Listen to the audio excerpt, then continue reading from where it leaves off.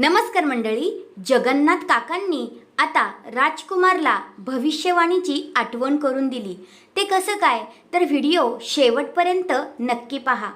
सावळ्याची जणू सावळी या मालिकेचा जबरदस्त प्रोमो आता समोर आलाय। म्हणजेच काय तर येणाऱ्या भागांमध्ये आपल्याला मस्त असे जबरदस्त भाग पाहायला भेटणार आहे। तर तो प्रोमो असा आहे, आता राजकुमार आणि जगन्नाथ काका दोघेही जण गाडीतून प्रवास करत असतात। तेवढ्यातच आता सावलीचा बारका मुलगा गाडी खाली येतो, पण आता त्याची काही चूक नसते हा। तो म्हणतो, काका सॉरी, पण राजकुमारचा स्वभाव तर तुम्हाला माहितीच आहे। मग आता तो त्याला मारत वगैरे असतो। तो पोरगा इतका विनवण्या करतोय, सॉरी बोलतोय, तरी सुद्धा तो काही ऐकत नाही आणि त्याला फटकारत असतो। तेवढ्यातच आता जगन्नाथ काका तिथे येतात आणि म्हणतात, काय रे राजकुमार, तुला विसर पडलाय का भविष्यवाणीचा, की सावळीचा मुलगाच तुझा काळ ठरणार आहे अशी भविष्यवाणी होती।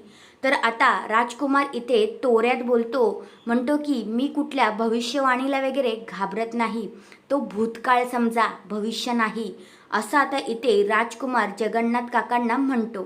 तर जगन्नाथ काका सुद्धा त्याला म्हणतात, अच्छा असं आहे का मग?